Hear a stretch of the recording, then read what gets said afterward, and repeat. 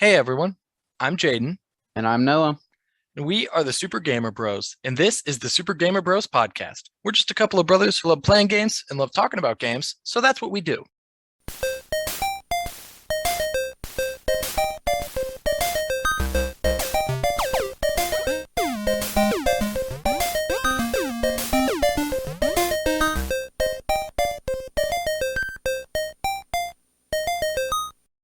Today, Noah, we are talking about Deathloop.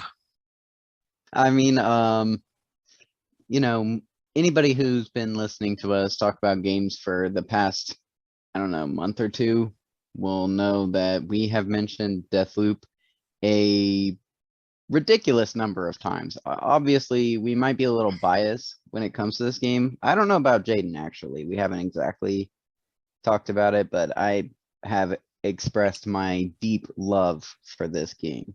Yeah, anyone, especially who listened to our video game award reactions, we talked about Deathloop a lot because it was nominated for a lot of awards, so it came up a lot, but we did talk about it quite a bit. So, no, why don't you tell us just the background of Deathloop? You know more about it than I do. I guess so. It's so hard. So basically, you play as a man named Colt who Well, really, I meant is like the who developed it and stuff. I guess I should oh have specified oh oh that more. that part I do know more about. Thank God. I was like, the whole story is so deep. I guess I'll just drop it right here. But then you had the settings right there, so I was really confused. But so yeah, obviously, Deathloop was developed by, I think, like, the tag on the game is Arcane Lion, but when I researched it more, it seemed to be like literally just the exact same as Arcane, you know? So I don't know if they changed their name or what was up with that. So I don't know how to explain that exactly, but I do know that it is the exact same group of people that developed Prey and Dishonored. And we've talked about, well, I mean, I've mentioned Prey here and there, but Jaden hasn't played it, so we haven't talked about that one extensively. But we have spoken about Dishonored and how much we both enjoyed both the stealth gameplay as well as the like deep lore and world building that Arcane provides in their games. And to me, Deathloop is like a peak Arcane game. Like, it's an Arcane game for everyone. Like, usually, I would say, like, Dishonored and Prey are a little complicated and they seem overwhelming to most gamers. And that's why they're hesitant, you know. And you yourself, you didn't really play much of Dishonored, uh, 2, or, and you didn't play Prey at all, if I'm not mistaken. You are correct. My intense hatred of Bethesda keeps me from playing some of their games. Not Dishonored, obviously, because Dishonored, I didn't even know it was a Bethesda game. Like initially when I played it, because it was Arcane, that developed it. So whenever the game was brought up, it was always Arcane that was mentioned. And then obviously, I have not played Dishonored 2, but that's not anything against the game. I just when it came out at the same time as like other games I wanted to play. And then no, as you know, I'm horribly slow when it comes to playing games, and new games are always coming out, which would just always kind of push Dishonored 2 a bit further back in my list. Um, Yeah, I would say it's safely shelved in your permanent back catalog. that is correct. Um, and I just didn't have any interest in Prey. Like I saw it, I watched a partial playthrough of it on YouTube, and there's just nothing really there for me that it really. And I know you I did you get it on sale? How did you wind up with it? Yeah, I bought it on sale. I wanted it for years, but I didn't want to pay full price for it. And when I eventually bought it, I loved it. It's amazing. Yeah, you were talking about how much you loved it. You mentioned how you got glitched and like couldn't continue on with the game, so that point you had quit. And that was really the last I had heard you talk of it. And that was that was a couple years ago at this point. Yeah, you didn't know? I forgot about that. Yeah. After you finish the tutorial, there is like the very next thing I did, or maybe a little bit after that. It was like after 5 hours of gameplay, it glitched and I decided to go back and just redo it all. And I did. And I enjoyed it. You know, it was really fun. It's a great game. I would play it again even now. Like it has replayability. It's not a really linear game like all I'm their games. I'm glad. I'm That's what glad. I mean. Yeah. Anyway, enough about Arcane and games that are not Deathloop. So Deathloop, initially, Deathloop, I think we both heard about it earlier this year with PlayStation's State of Play event, correct? Like in what was it, like Yeah, that's true. October maybe? Is Yeah, that when it was announced? that actually no, it was announced years ago. Or no, that's when it had It was like a gameplay trailer or gameplay something like trailer that. and trailer. It was a big thing. That was when you first heard of it, and I missed that State of Play. And whenever I miss a convention, I do what I always do, which is text you and say, "Hey, what's up?"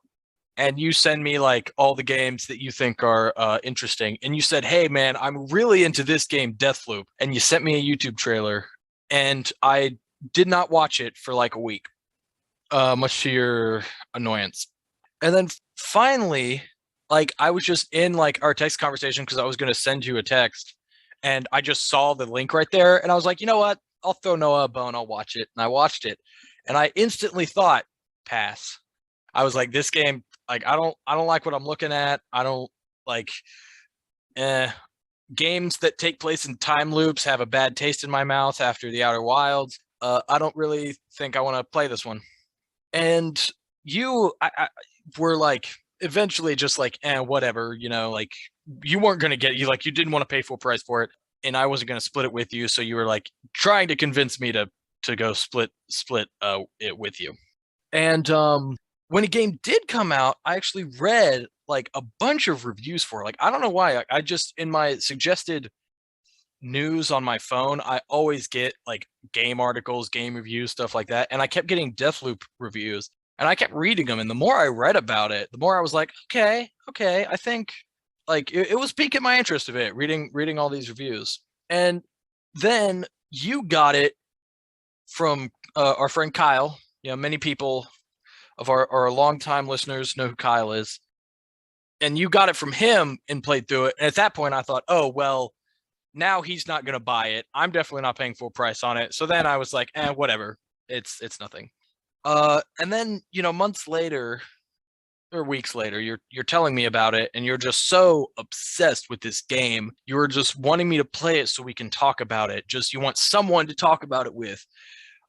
Because Kyle didn't like it. So you were like, man, I need someone to like play this game so we could talk about it. To the point where you said, hey man, I'll buy this game for you. If you'll just play it. And I said, well, hold on. No, if you're being serious, I'll go buy it right now. And you were, you bought me Deathloop so that I would play it so that we would talk about it. That's true. I mean, it's a lot easier after having played it to realize like, hey, no, man, this is worth $60 so much that I will pay it for you to play it, you know? Yeah. And I didn't even pay for it for me to play it. Yeah. And you also like you also wanted help getting the online achievements because you wanted to perfect the game because that is how much you enjoyed it. Because for anyone who does not know, Noah only perfects games that he really likes, which is another reason that I thought, oh man, maybe this game, you know, maybe there's something to it. If Noah likes it so much, he's actually going to perfect it. That's true because I play games all the time where I'm like, I enjoy this game. I'm gonna finish this story, but I'm not going around and doing all the crap. And one of those games, I'm playing them right now, is Sleeping Dogs. I'm like, I do not want to go around and do all that stuff. You know, I'm just gonna play through the story, have fun with the game, and delete it. Next game. Yeah. So yeah, but then you know, I got it, I played it, and I really enjoyed it. It was awesome. It was a really good game, and so we're gonna talk about it. And I feel like this has been way too long of an intro. Noah, let's get into the setting. That was ridiculously long. I thought you were gonna take it somewhere, but it didn't really get there for me. So set in the 1960s, Deathloop takes Okay, tell you place what, over the you course. can be in charge of the intro next time. Are you ready? Yeah. Set in the 1960s, Deathloop takes place over the course of a single repeating day on the subarctic island of Blackreef. First charted in 1931, Blackreef was originally home to a small fishing settlement and a military base where experiments were conducted on local temporal anomalies. It is now owned by the EON program, AEON, founded by scientist Igor Sterling. Wait, is it not Sterling? No, there's no T. What? I thought it was Sterling the whole time. Okay, so founded by Igor Sterling to exploit the island's unique properties to gain immortality by living in an infinite time loop. Sterling attracted 8 other eccentric and talented individuals to his cause, the Visionaries, and scores of young, fanatical followers called Eternalists, dedicated to serving them. The Eternalists are like what? Like, like random cult people, I guess. They don't matter. Anyway, thanks to the time loop, the members of the Eon program are able to hold a never-ending party where they can do anything they desire without fear of consequences. Since the loop resets at midnight and restores everyone to their original state with no memories of the previous day. Yeah, so the premise is perfect for a video game, because it takes away having to explain respawning and whatnot. Yeah, pretty much. Yeah, so then when we talk about the map itself, Blackreef is split into 4 areas and 4 time zones, morning, noon, afternoon, and night, which gives you a total of 14 sections to explore. First you have Updom, which is kind of like the main section, I would say. No, wouldn't you say that? Yes, I definitely spent most of my time in Updom. Then there is Carl's Bay, which is not available at noon, which is kind of like it's like a Air Force like there's like air hangars, like airplane hangars there. Kind of like, obviously it's a bay, like it's like a coast. Freestad Rock, and then the complex, which the complex is basically where all the science equipment is that keeps the loop running. Oh, Freestad Rock is not available at night. I did not say that. So yeah, that's the game. Like, it's those 4 areas at, different times of the day. A very, I think, smart way of making your game seem a little bigger than it is. It's really smart because, especially when you're first playing the game, every time you go even to the same area twice, it feels like an entirely different place. There's so many different things happening and so many different things you have to worry about and learn in, let's say Updom in all 4 time periods, Yeah. and that gives the game a lot more longevity than it actually has. I do agree with you. That's a good observation. Thank you. So then we get into the story. I think this is a very simple like, it's weird reading this story description. I feel like it very much kind of oversimplifies the game, but this is the best I could find. Awakening from a dream where he is murdered by an unknown woman, Colt Vaughn suddenly wakes up hungover on a beach with no memories of himself or where he is. However, he receives guidance from messages and meetings from alternate versions of himself, instructing him to break the time loop he is trapped in. In order to do this, he must kill all 8 visionaries before time loops at the end of the day. Complicating matters is Juliana Blake, the head of security for the Eon program, who warns the visionaries and their followers, the Eternalists, of Colt's plan and calls for him to be hunted down. Juliana also taunts Colt to try and break the loop, even though she works to stop him. Soon, Colt finds that unlike the other inhabitants of the island, he has gained the ability to retain his memories across loops, allowing him to better plan and prepare for his ultimate goal of breaking the loop. He also learns that Juliana appears to retain her memories across the loops as well. While Colt is able to come up with a plan to kill 7 of the visionaries, Juliana remains the most elusive, choosing to hide in the loop, capital L, the structure that powers Blackreef's time loops. The only way to reach the loop is to use an abandoned rocket plane left behind by the military. So Colt begins investigating all of the old bunkers littered across the island. He eventually comes to learn that he was one of the members of Operation Horizon, the original military expedition to Blackreef decades earlier, but he was accidentally sent to the future due to an experiment gone awry. Colt then joined the Eon program in hopes of finding a way to travel back to the past and reunite with his girlfriend Lila. However, as a consequence of being sent into the future, he discovers that Juliana is in fact his daughter. Colt manages to activate the rocket plane and reach the loop, where he confronts Juliana directly.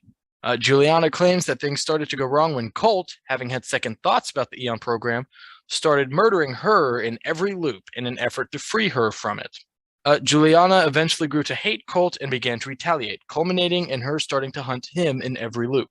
Juliana then presents Colt with a choice: kill her and break the loop to suffer whatever uncertain future occurs afterwards, or spare her so they can continue living eternally through the loops. At this point, the game actually has 3 different endings. If Colt chooses to kill Juliana and commits suicide to break the loop, he wakes up on the beach with Juliana holding him at gunpoint. She decides to spare him and disappears, leaving him to face an uncertain future alone. If Colt chooses to kill Juliana but refuses to commit suicide, the loop resets as normal, and if Colt chooses to spare Juliana, they become friends and cooperate with each other to hunt the other inhabitants of Blackreef for fun. I was surprised by the multiple endings. I didn't expect that when I was playing through. Yeah, I didn't know. I still don't know how I feel about the endings. It's really weird because, like, hypothetically, killing Juliana and committing suicide, breaking the loop, is the good ending, because that's the whole point of the game.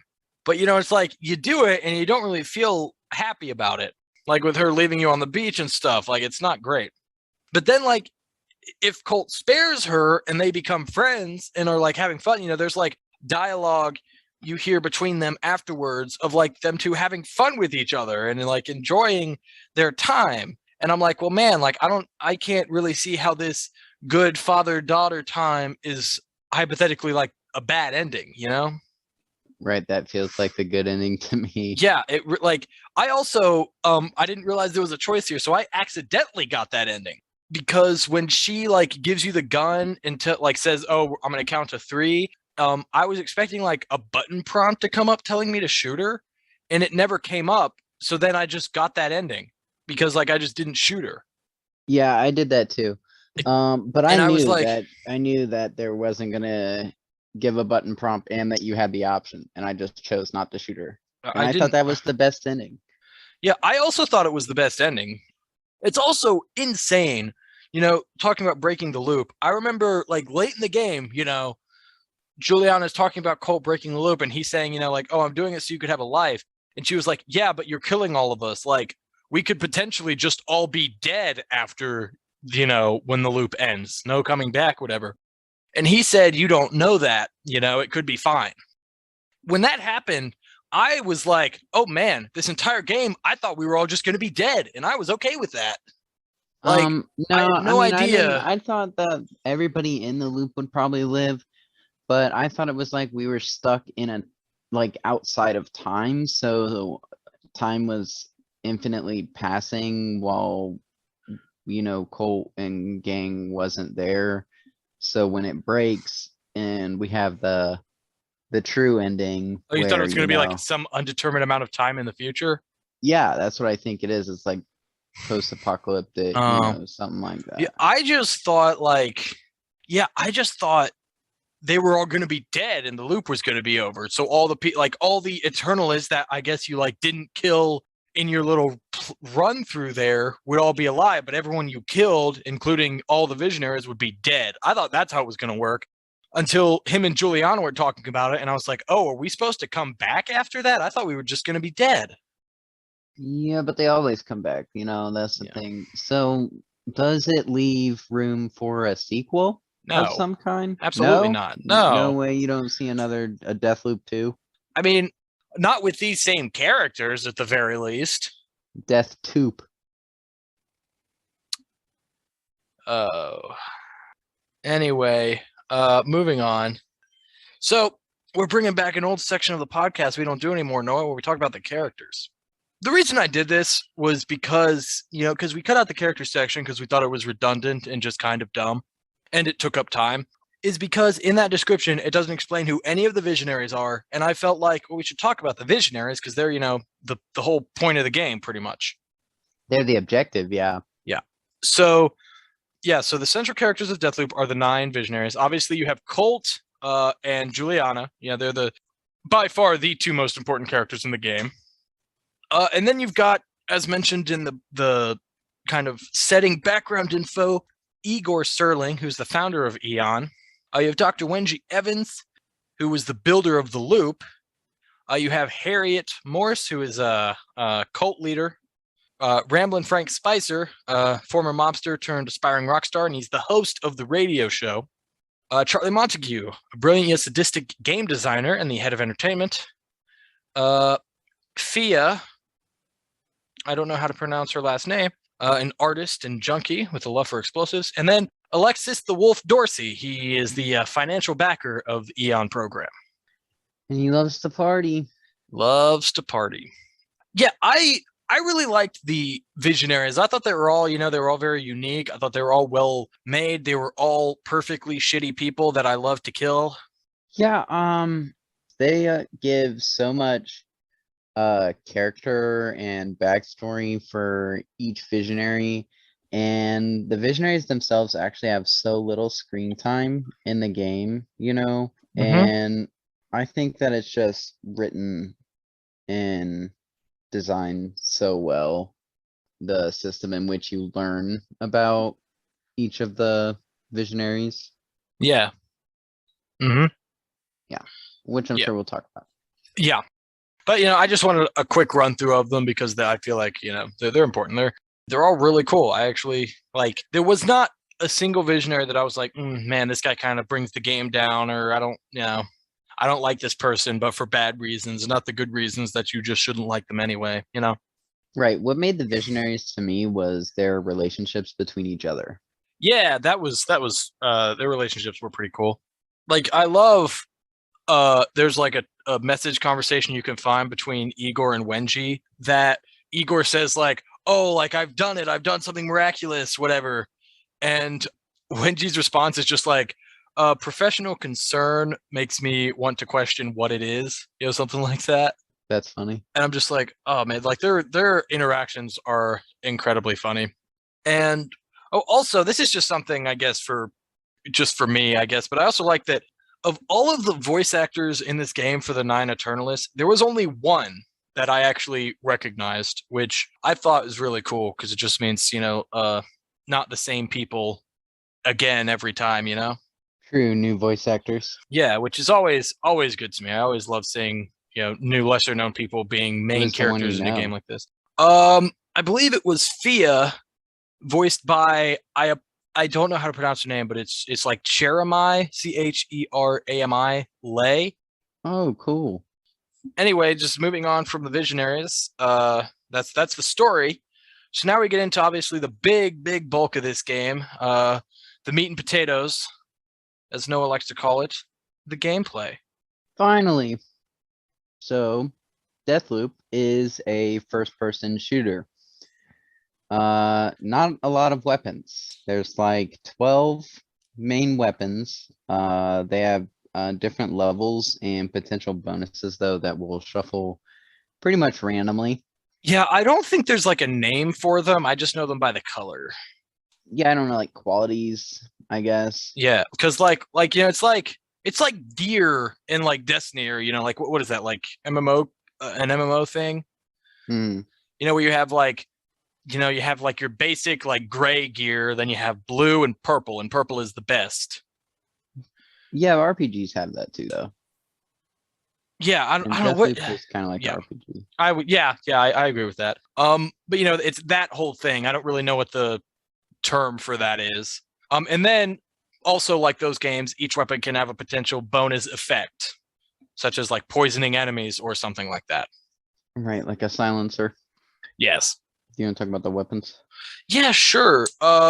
So as you said, there are 8 main weapons, and then there are 4 legendary weapons that you can get by completing missions in the game.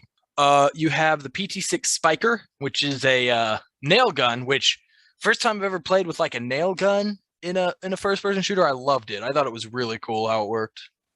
Very creative, yeah.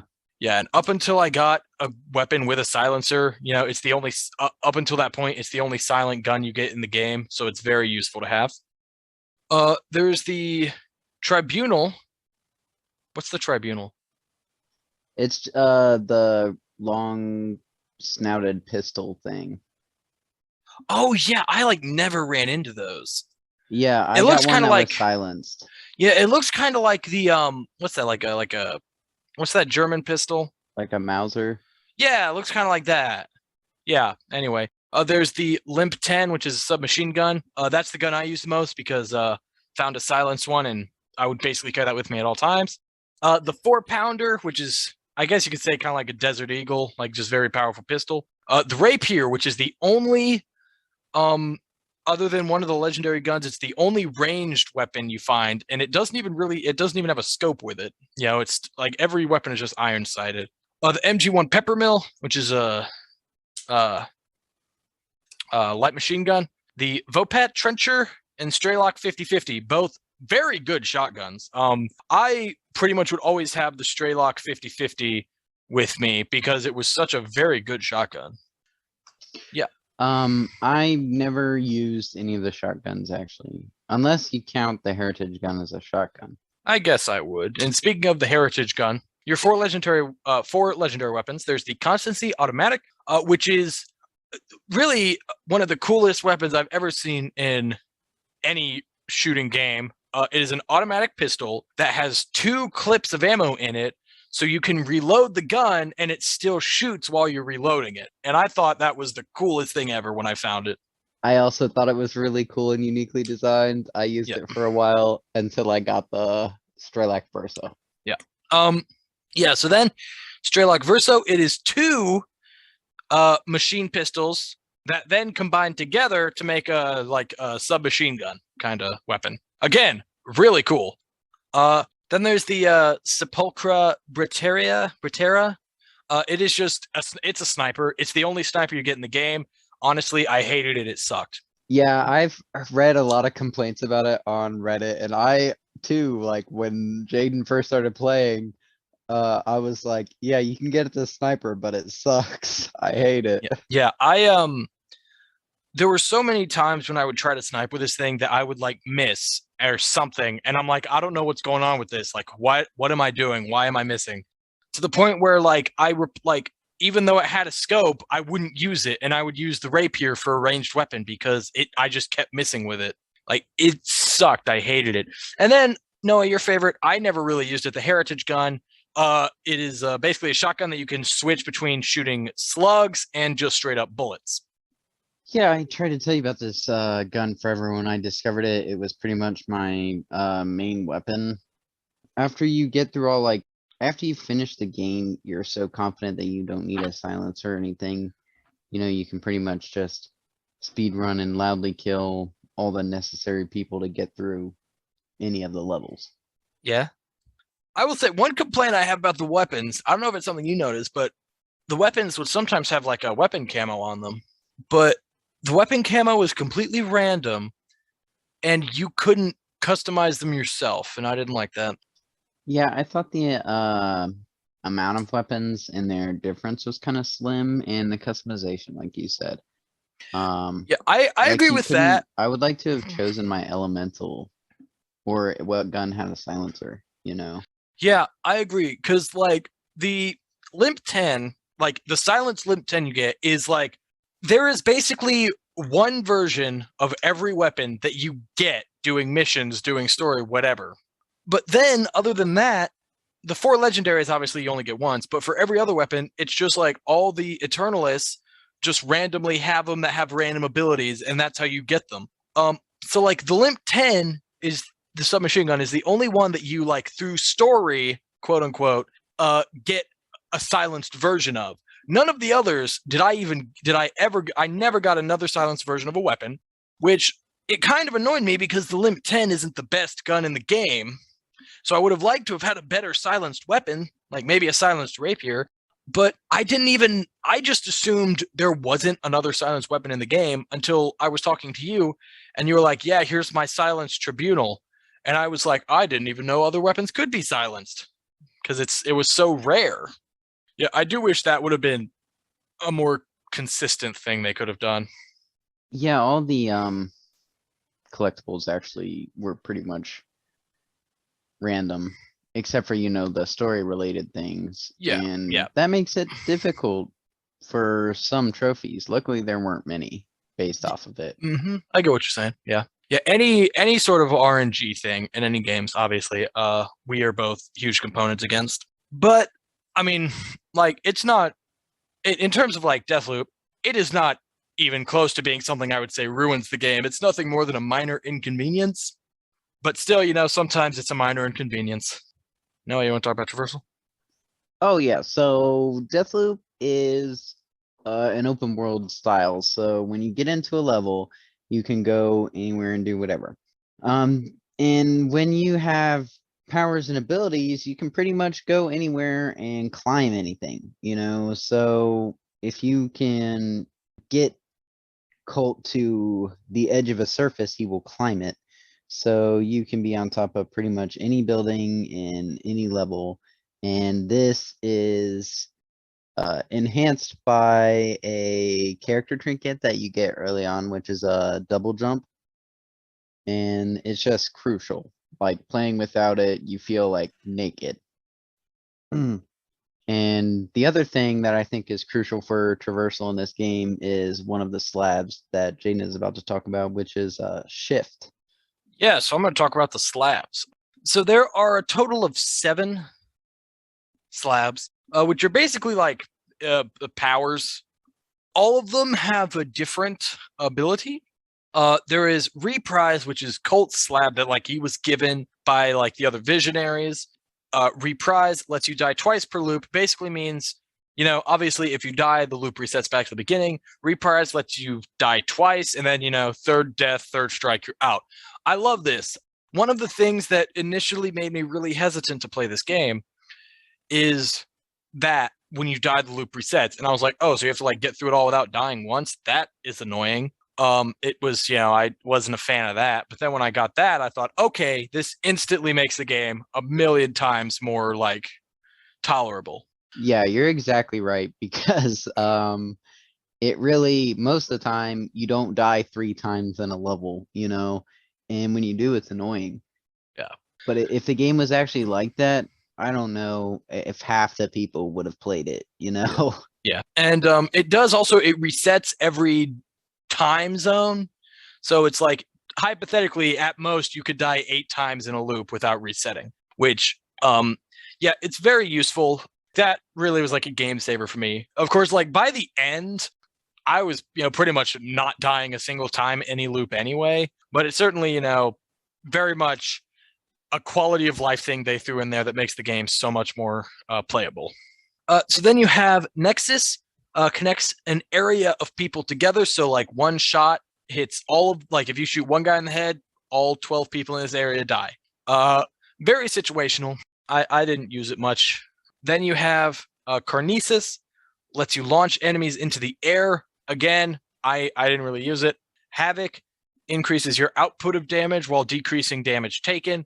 I didn't use it much. And then the 2, by far, my God, it is just silly how much more useful these 2 are than the others. Shift, which teleports you forward a short distance, and Ether, which makes you mostly invisible for a short time. Enemies can still see you if they're really close to you, but they have to be really close to you. Yeah, so that was kind of my issue with the slabs in Deathloop was Shift and Ether are so much more useful than the others. Havoc and Carnesis, I used both of those once, which is because there is an achievement for each of for every slab there's an achievement for using its power and doing something. That's the only time I used Havoc and Carnesis was for those trophies. And Nexus is more useful, but I would only equip it in certain areas when I knew it would be useful, like situational. I didn't just have it equipped every time because I wouldn't use it. I spent a lot of time thinking about this because I came across this issue in Prey and Dishonored. You know, one power is, one or two powers is just infinitely better than the rest. And I was like, okay, so how can we make players use the other powers? What if they made a situation that was like, you have to go loud. So like having Havoc and Kinesis is better than, Shift and Aether.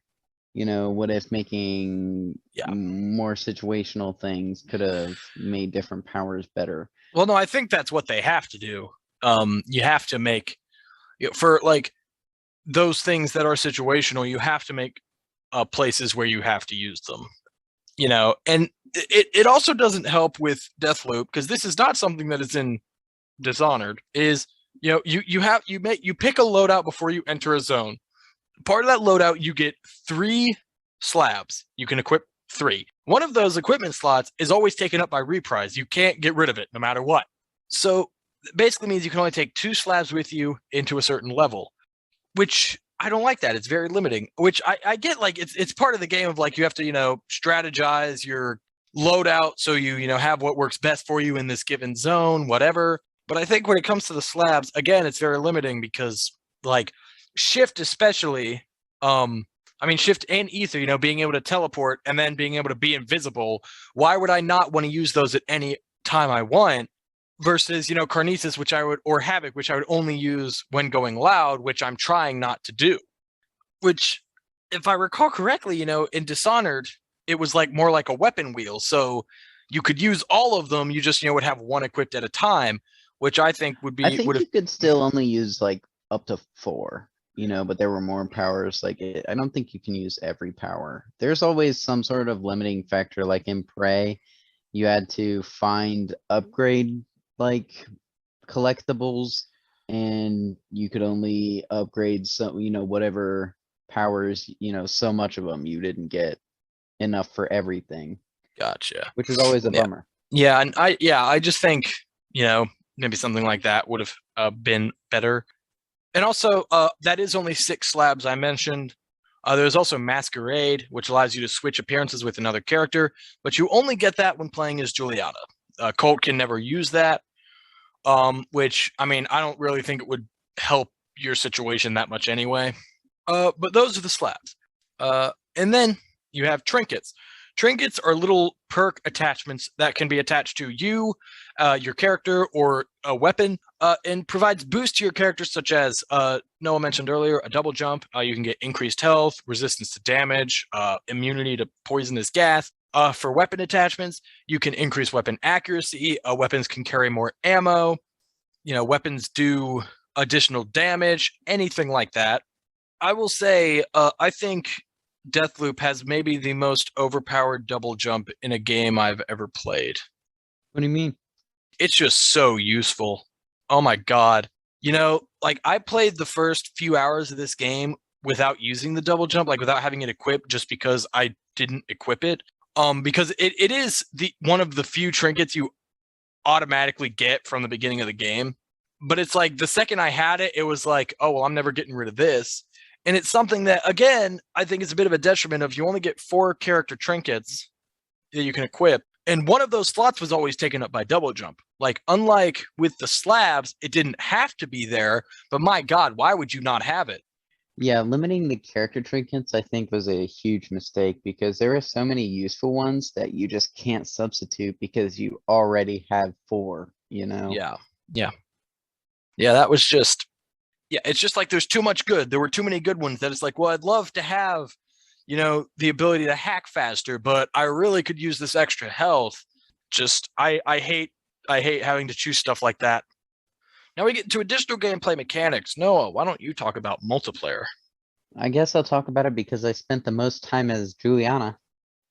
The player can alternatively take the role of Juliana, an agent tasked to protect the time loop and take out Colt. When the player takes this role, they will enter a random player's game and may interfere with their game. So the multiplayer portion is optional, and players can prevent other players from taking the role of Juliana in their game, which is what I did. Instead leaving it to a computer-controlled opponent to stop Colt. players can also use this multiplayer feature to enter a friend's game and boost.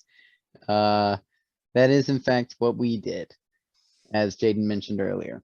I went Yes, into Jaden's game multiple times and we boosted the hell out of Jaden's story. that is. I mean, I wouldn't say the hell. We did it like twice because Didn't I give you a gun? yeah, but admittedly, a gun I never used. I think this multiplayer aspect is cool in theory. I think in practice it could have been done a lot better. The second I had the chance, just turned my game to single player because I don't want random other people jumping into my game and potentially ruining a run I'm on. I hate that. I didn't want that to happen. And then as well, yeah, I think it's a little too easy to boost. Like because you wanted to get the multiplayer achievements. So when you first joined in my game, which was I basically beat the tutorial, unlocked multiplayer, and then you jumped in my game because that was, one of the reasons I had started it was you wanted someone to get those Juliana achievements with. And then you were like, okay, well, hey, let's just what do you have to do? And I was like, oh, I gotta kill Charlie, I guess. And you're like, cool, let's go do that. And we went and you as Juliana can basically just kill all the Eternalists with no consequence because if I am in the room, they will attack me and they will ignore you. So you can run around killing all of them and they will do nothing to you.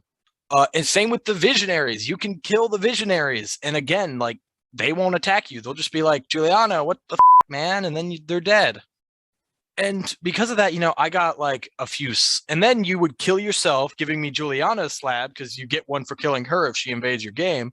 So I would basically get 2 free slabs and that and any kind of free weapons, anything pretty much free. A free 10,000 residuum, which residuum, because I've not put, is used to keep weapons and trinkets and slabs and anything through loops so they don't completely reset.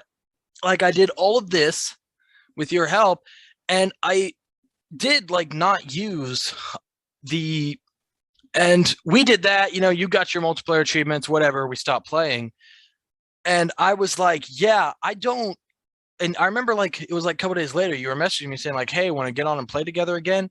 And I was like, man, I wish this game had a co-op aspect because playing with you was really fun. But I feel like I'm not going to be able to really give a good, thought process, a good experience with the game if you're just helping me get everything super easily, So I was like, yeah, as much as I would love to play this game with you because it's really fun, I don't want to do that because I want to have a fair opinion on this game for, what it is and not for having my brother help me do everything. Wait, did you even go into the next section, or was that Puzzle all solving? just your input on multiplayer? That was all my input on multiplayer. No one else. Jesus Christ. No, the whole point of this podcast is to give our input on games. Yeah, on what we but thought we of cut it different into aspects of the game. segments so we don't spend 10 minutes talking about multiplayer, which we played for not that long. Well, I played enough of it, I feel like, to get a grasp of how it worked because, again, Oh, it this wasn't does that. need to be mentioned. The connection playing as Juliana is garbage no matter what. That is true. I did not have a good experience with that connection. Yeah. Yeah, maybe it's like that on purpose. I thought about that. I was like, maybe they just make it so annoying to play as Juliana that nobody will boost. I wouldn't say nobody will boost, just to balance it out a little bit. Anyway, now, Noah, we're going to move on again to the puzzle solving, which I'm very excited to talk about because this game features one of the most unique some of the most unique puzzle mechanics in any game that I have played. I don't play a lot of puzzle games, puzzle focused games. So most of the time, pretty much every puzzle you have in this game involves finding a code in the world using different methods, and then you also have to find the safe and door the codes open. It is possible to find these in any order, you could find the code before you find the door / safe it's supposed to open, but usually, if you find the door safe, there's a document with clues for finding the code. So I would say it's much more likely you'll find the door / safe first. But one thing I do codes are completely randomized for every playthrough. So you can't just look up these codes and put them in. You can look up the solutions, but you still have to do all the legwork to get your own codes. I really like that. I like it too. It's very creative, and you find this out very quickly if you're trying to look something up. Because there's really no fast way to do to solve any of the puzzles. That being said, some of them are extremely complicated and you still have to look them up. Mm-hmm. Yeah, I wanted to give, I feel like probably the two biggest examples of puzzles that I did in the game, because most of these puzzles, they don't help too much with story. They're more for like extra. I mean, everything in the game helps with the story, but it's, not like part of the story, I guess, to do it. The two examples I have, so there's the Updom safe. Under Alexis's mansion in Updom, there's a safe. There's a note, a person who basically who marked on a map of Updom all of these important locations. And each of those locations you have to go to find a number. And you have to write those numbers down. Then you go back to the safe where on the map there are these triangles drawn. And there are triangles next to you, carved into the rock above this safe, which tell you the order you type the numbers in for three-digit codes, which then unlocks the safe. And then, thank God, the game saves your solutions. So then at that point, you don't have to do that again. You can just, every loop, you can just go to the safe and get that free prize every time. I didn't like that puzzle as much because I thought it was a lot of work for not that much reward. I thought the reward was fine. I do agree. It was a lot of work, though. Anyway, where is it? Oh, also, a very, very big one gives you a lot of details to help you with the story of killing all the visionaries and just a bunch of other things throughout the game. Is the spy hideout, which is located in Freestad Rock. You have to initially find the hideout. You can only find it in morning and afternoon when the tide is lower, which I actually completely found this base on my own, completely by accident, which was awesome. In this safe is a door with, once again, 3 codes. To find the 3 codes, you have to find in 3 different areas, one of them being where you are in Freestad Rock. You find a note talking about hidden radio messages. So you have to listen to any radio in the game in the morning where it'll play out and it'll say coordinates and a number, which then you have to find this door in these areas that is then unlocked by ringing a doorbell a number of times equal to the number that is said on the radio. Again, completely random every playthrough.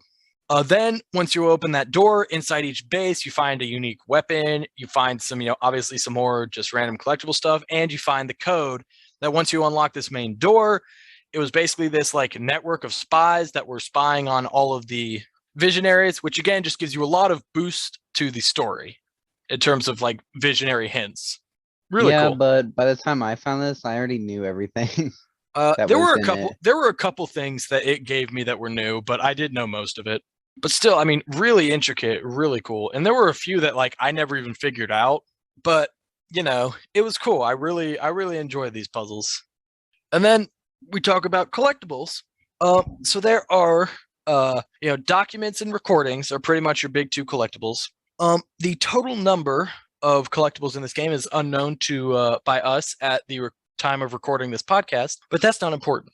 What is important is that everything is important, which again, I've never experienced this in a game and I absolutely love it, but every collectible in the game gives you information that is relevant to the main story or that helps in puzzle solving, which again, all of the puzzles usually get you either info that helps with the main story or a bonus weapon or residuum or item that again is all used to help you in your main quest to kill the visionaries. It's a genius design. The collectibles were my favorite part of the game, finding new information, noticing a piece of paper sticking out of a stack of books that I can actually read. I'd be like, oh my God, how did I not see that before? And it would actually be something important, It was just a really fun way to give out the information on the main game. And I think that's what drove a lot of people away. It's a little bit too sideways for a lot of gamers, but it wasn't too sideways for me. I enjoyed it a lot. No, I thought it was so cool. I thought it was I thought it was awesome. I loved it. I loved it. It's like you Yeah, said, and everything I found was like, oh God, how's this gonna help me? And oh man, that's useless. But then I find something later that I'm like, oh, this goes with that thing I found 10 hours ago that I thought was stupid. exactly. And the unsung hero about it is Colt. It, he is learning about it all with you, and he and Juliana will actually like discuss what you find right after you find it. Yeah, that is cool too. Also, I like how when it comes to like the main quests, for any kind of aspect of puzzle solving in this game, but the main quests as well, you can find things out of order and it does not make you find them again. And I really, really enjoy that. For example, one of the main quests is you learn that Frank has has a warehouse of fireworks in Carl's Bay, and and you need to find that warehouse. But I had already found the warehouse at that point, and it didn't make me go find it again. It skipped ahead like 3 steps because I had already found it. No, Yeah, the music was fantastic. yeah, sorry. Something we've never done before. Soundtrack. I feel like we always talk about the soundtrack of games. As an aside, but I really just think we need to set a moment aside to say, man, the soundtrack is really good in this game. I love the like kind of jazzy songs. I love any time you get spotted, like this kind of high tempo, upbeat, like jazz song just pows in and starts going. It's so good. Like the actual gameplay music is phenomenal, like you were saying. And then the songs in the game. Uh, the one that Charlie wrote for Fia that has like it was created in the game. It has sentiment in the story. I think that's so hilarious. And it's a Yes. really good song. Yeah, I was gonna say this earlier, but I thought this would be a better time to mention it, was the fact that you one of the really funny moments of when you told me about when you were trying to like get me to play the game, you offered to buy it for me. One of the things like just will forever be funny to me that you used to sell me this game was you sent me that song. What's it called? Like I'll always be there or something? City Lights. City Lights. Yeah. I don't know why you thought like that would be the thing to summon the game, but you just sent me that song, was like, hey, check out this song. And I was like, oh yeah, it's a good song. And you're like, yeah, you'd like the game it's in. I just thought that was really funny. Yeah, because my favorite moment was sitting in Pristead Rock on top of Frank's uh Club. castle. Yeah. Yeah. Uh and listening to this song because I told you I could not find Fia and Charlie to save my life. So, but I knew it wasn't hard. I was like, I'm just looking in the wrong place. So I just would sit there and listen to the song and like look at the map and think about where I wanted to look. Yeah. And I just thought it was so funny. Yeah. I mean it's a really good song. And then, we have notable trophies. Moving on to the notable trophies. This game had 4, which is a lot. Don't usually talk about that many, but good reasons for all of them, I believe. First is Quantum Solution. Kill all versions of Wenji within a 90-second period. Simple.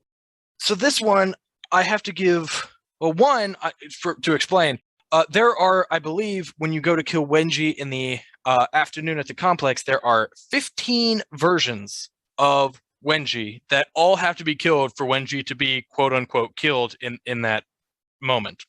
So Noah, I have to give you mad props. You did this trophy, and that's awesome. I boosted this trophy with Noah.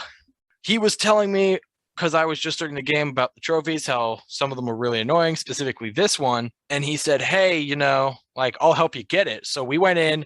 Noah destroyed all the security cameras so I wouldn't be spotted. And then we started at alternate ends of the lab. We just burst in at the same time, started shooting. And that's how I ended up getting it. So I applaud anyone who got this trophy legitimately, because boy, I did not. Yeah, I used Aether in my playthrough, and went around and hacked all of the cameras and left all the turrets silent.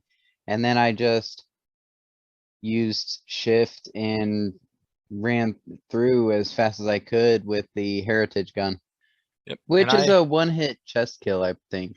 Like, it's really good. It's cool. Yeah, no, I have to give you props because I did not do that. And then a Charlie Montague game.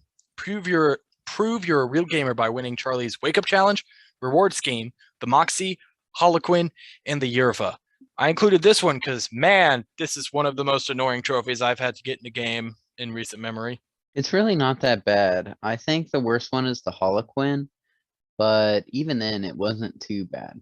I just thought it was annoying because, like, I mean, it's not hard, but they're just annoying. Like, I liked the Moxie because that one was like platforming challenges, kinda, which were, those were, I always enjoy those. But yeah, for the most part, this, like, I just did not like it. Well, boo you.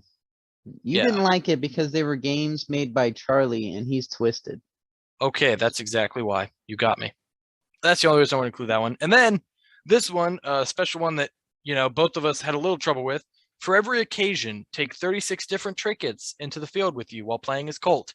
I actually had to look this one up, Noah, and once I figured out how it worked, I felt so stupid.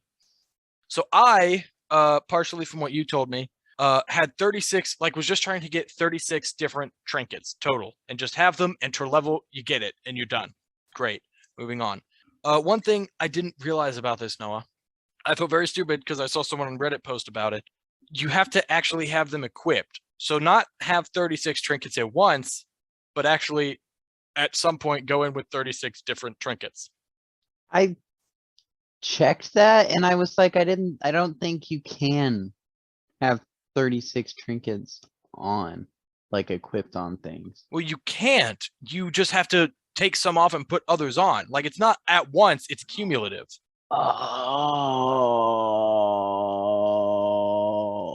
Oh, that makes so much sense. Yeah, I know. And That's we how I were both felt. reading that as like storing them. Yeah, but no, I actually, like, finally one guy was like, take, them in, unequip them, and just start a new one with more. So then I did that and got it within like 5 minutes. Yeah, because I like had upwards like 45 trinkets, I think, by the time I figured that out. Because I was calling you about it because I was like, hey man, like, I have more than 36 trinkets. I haven't gotten this trophy yet. What's up? Yeah, I just had it randomly in my trophies list one day. I don't remember it ever popping. Yeah. Um, and then the last one, no, I think you can talk about this more than I can. Play it again, Colt. After finishing the game once, kill all visionaries in a map and escape. Did this work normally for you? Oh yeah. Like you just killed Harriet Uh-huh. and left Uh-huh. and it popped? Yep. That's nice. See, Yeah. that's what's supposed to happen. But when I played the game, pretty much half the fucking trophies were broken. Luckily they patched all that out, I think, at this point. But this trophy was the most broken. It's kill a visionary and escape the map after beating the game.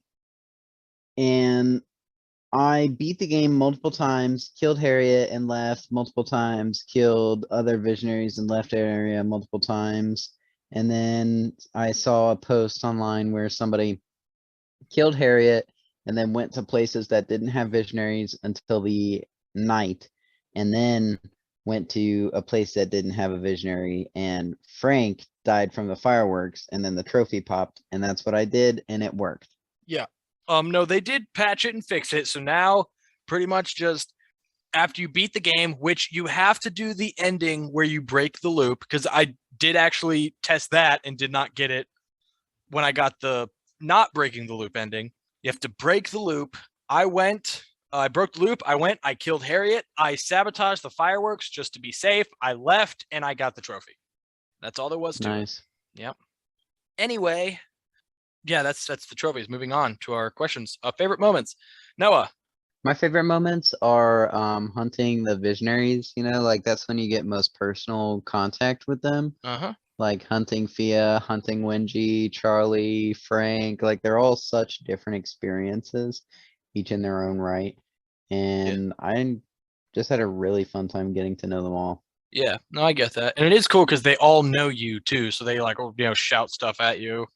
My favorite was, almost anytime you enter a level, an area, it'll start off with Juliana and Colt having some sort of back and forth. My favorite of that back and forth banter is whenever you make like story progression because then it is more relating to what is going on.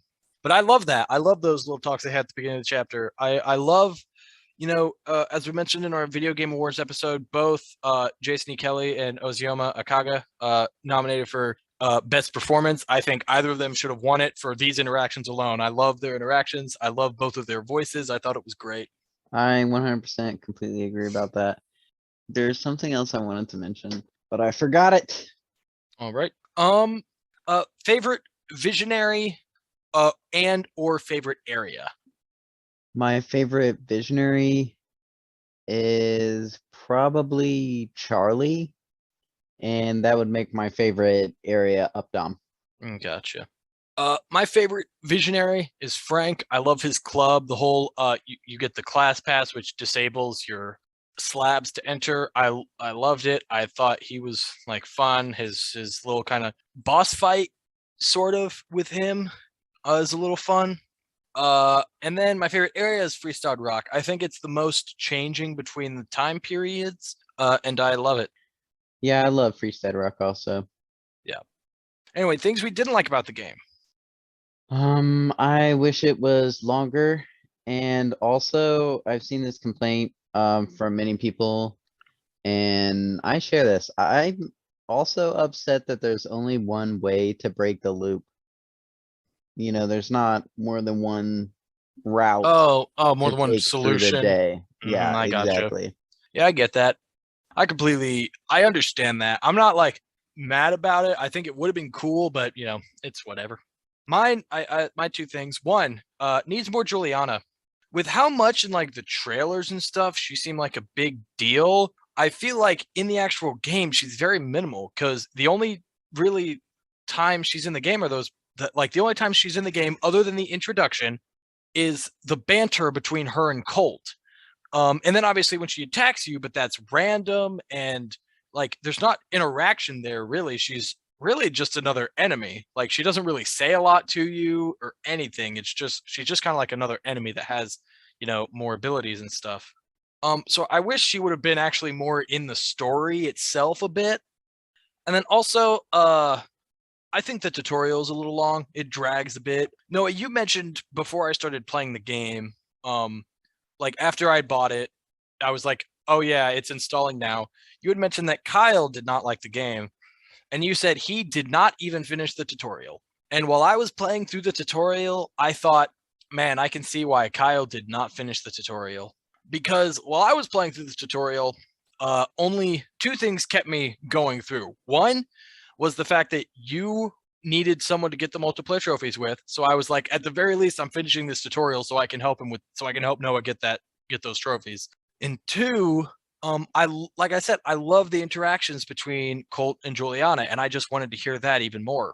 But thinking about it from Kyle, I'm like, man, if Kyle didn't care about those interactions as much, and obviously he didn't have another reason to go on, I could absolutely see him quitting in the tutorial because it really, I would say, is probably the worst part of that game.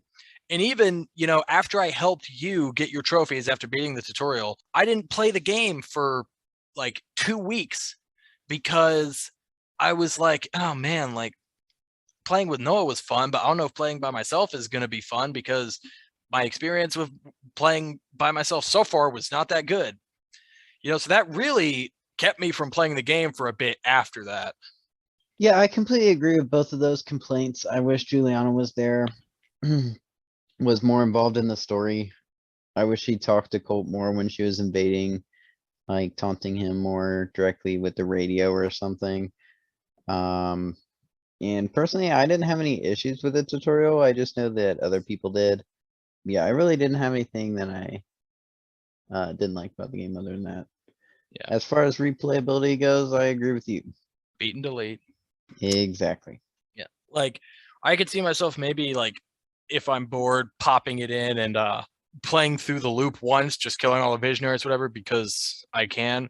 But I don't really ever see myself especially because of the fact that you can't look up all the codes and you have to do the legwork and all the puzzles, completely redoing everything again. I really can't see myself doing that, man. Yeah, I had a long period after I finished it where I was like, I wanted to play it so much, and I was like, there's literally nothing else to do, so Yeah. I can't play it.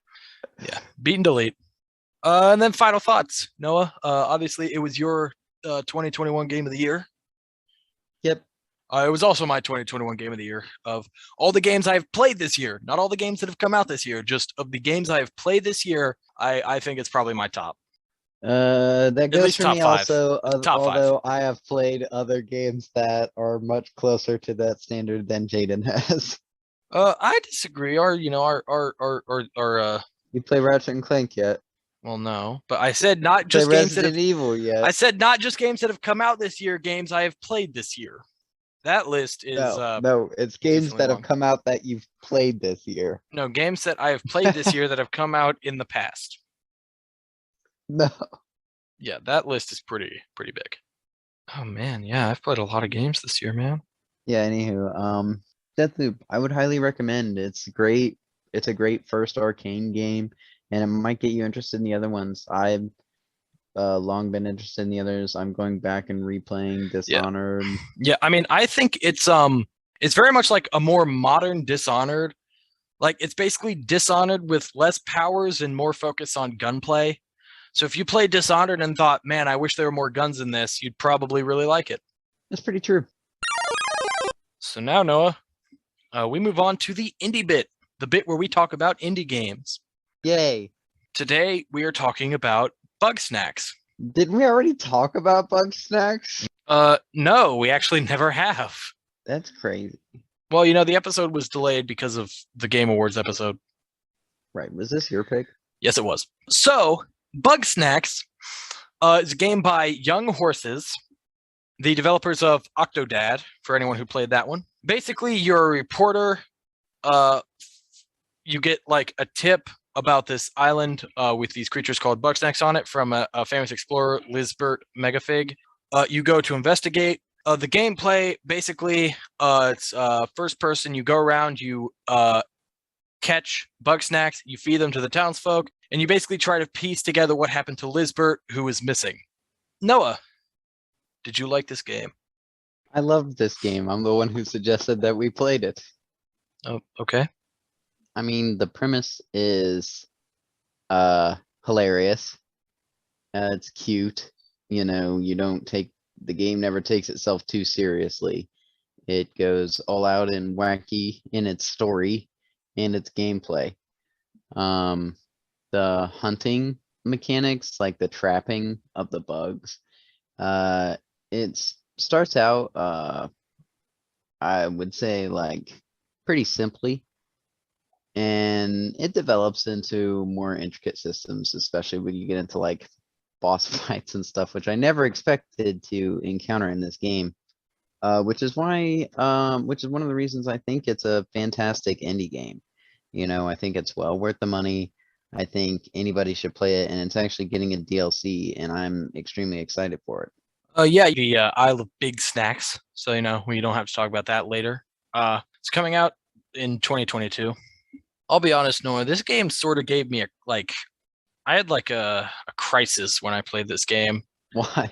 Because it was so good, and it just shouldn't be. Like the premise of it is so silly, but the story of it. First off, the game is very progressive. It has like a lesbian couple, it has a gay couple, it has like a non-binary character. Very very progressive game. I do like that. But also like all these characters start out when you first talk to them like some sort of archetype thing, like archetypal characters that don't really have a lot of depth to them. But then like the more side missions, the more you talk to these characters, get to know them, it's like, man, these are actually some pretty deep characters. And I just I cared so much about all these characters, and when the game ended, I was like, I thought the story was just surprisingly so deep and so just good that I'm just sitting there like after I beat the game, like, man, this is a game about catching food that is also animals, it is so stupid. It shouldn't. The premise is so silly, whereas the plot itself to me and the characters were so serious that it should have just been kind of ridiculous and laughable. But it was so good, and it just doesn't. I just can't figure out how it works, but it just does. I mean, I thought it was hilarious the whole way through. Every time, like, we would be sneaking up on somebody at midnight, spying on them to see what they were doing. No, like I absolutely agree with you, but at the same time, you have Beffica, the character you spy for, where she's like all about like she's like typical like gossipy kind of chick, and she's all about like finding dirt on everybody and whatever. But then you found out like she ran to this island because her friends basically all abandoned her, and at the end when you finish her last mission, she's like, you're looking for dirt on this one guy, and you're basically finding out like, well, no, this guy's just a genuinely nice guy. There's nothing sneaky about him. And she's like, no, everyone has dirt, like even me, like you wouldn't want to hang out with me if you knew my dirt. And she's all sad and stuff. And I'm just sitting there like, well, no, Beffica, we're friends, right? Like I wouldn't just like abandon you like that. And it's just like, yeah, like all these characters that have their own struggles that they're dealing with of like why they came to this island in the first place. And I'm just like, man, this is all so like actually kind of serious, but I actually care about all these characters. Like I've played full on normal, like with normal people games, and I haven't cared about characters like this. But these are like, these are Muppets, Noah, and I cared. I was just like, I don't get why it works so well, but my God, it does. They might start out as Muppets, but they end up as monstrosities if you played it right. That is, no, they did. But yeah, man, I did not expect how much I would enjoy this game. Honestly, my least favorite part of this game was catching the Bugsnax. What? That was my favorite part. I thought it got super repetitive super quickly with how you catch them. I know, like, I was reading a review of it when it came out, so like months and months ago, and a guy was talking about like all the like quote unquote puzzle solving with catching the different Bugsnax, which made me think that like a lot of the snacks would be like one-offs, like you find them once and you would catch them. You had to catch them like in a unique way, but most of them, like there are a lot of repeats that like are slightly different, and most of them are caught like using the same methods pretty much. So I just thought it was very yeah, like That may be true, but a lot of them can be caught in a few different methods. You're correct, but like there are really only hypothetically like 3 different ways to catch a Bugsnax, and it's used for all of them with the exception of the bosses. I did think the boss fights were very unique and they were very cool, but when it came to the normal ones, like yeah, it's basically like, are you going to use this tool to stun them, or are you going to use this tool to stun them, and then you grab them. I wish they would have been a little more variety in how you would catch them, that it required a little bit more thought. It's an indie game. I mean, no, it's fine. I'm not like, I think it's a good, I think it's a good base for anybody looking to make this kind of game. I completely agree with you. Like the catching mechanics. Yeah, like just no, make it a lot deeper and you're on it. No, I completely agree. I think like it's the perfect baseline for any sort of capture game, like of anything. You could do any sort of type of, like you could do real animals like this, and have this sort of capture method. And I think it would, work. I think it would, it's a solid baseline to build off of. I just wish for Bugsnax they had built off it a bit more and just had a little bit more variety in catching them. Other than that, like I enjoyed the game. It was one of those games that I really got hooked on because it's like one of those games you can find yourself playing for hours and hours, because you're like, like I play this game probably in 3 different sittings. I played it like at one point for 6 hours straight, and I played it at one point for like 6.5, 7 hours straight, because I'm like, oh, well, here, let me do this quest real quick. Like this side quest, I just got to go catch a Bugsnax. I'll catch it, feed it to this guy, and then I'll be done. And then, while I'm walking to complete it, it's like, oh, this guy has a mission for me. Oh, he needs this Bugsnax. Okay, well, that one is on the way, so I'll catch that one, then I'll give him to both of them. And then I, return to both these guys, and it's like, oh, this guy over here has a quest. Okay, oh, he wants me to do this. Okay, that won't take long. I'll do that, and then I'll be done. And then it's like, oh, well, I've been playing this game for 6 hours. I really got to stop now. Yeah, we definitely had moments like that where I would like give the controller to Paige and be like, all right, go to the west and capture 3 of this, 2 of this, you know, Yeah. and that would be it. Yeah. There are some Bugsnax that like are made up of smaller Bugsnax. So like you have to break the big one up to then get the smaller ones. I think that's cool. I do Very not interesting like, mechanic. yeah, I thought that was cool. I will say I really hated the some that were like icy that would freeze you and the ones that were hot that would make you on fire. I hated those. They were difficult to deal with They were sometimes. annoying. I wouldn't say difficult, I would just say annoying. But that's whatever. I think like I said, there are a few repeats, but overall the Bugsnax are all very unique. I loved anytime I found a new one. Yeah, And they make overall, I mean, noises. yes, they say their names like Pokemon, but much cuter. So I mean, yeah, overall, I would absolutely recommend this game. Noah, if you have nothing else The to say on next Bugsnax, what is our next indie bit? the next game is Typo Man, Oh, okay. I'm into that. I'm into that. which I was playing, and I think I got stuck and I need to look up a walkthrough already. That is hilarious. It's chapter 1. That's funny. Isn't that funny? That is. I hope there's not too many chapters. I'm also currently working my way through it. Oh, how long is it? There's 3 chapters. Oh, that's it. Thank God. Yeah, so cool. I'm actually excited to talk about that one. That was going to be my next pick, actually. So yeah, now I'll have to pick another one. Anyway, don't forget, new episodes every other Monday. Rate and subscribe. Tell us if you like our show or tell us if you don't, and tell us why. Tell your friends and enemies about the podcast. And you can follow our Instagram, the Super Gamer Bros, for updates on episodes. And you can subscribe to our YouTube channel, Super Gamer Bros, one word, capital S, capital G, capital B, if you want. And yeah, we'll see you guys next game.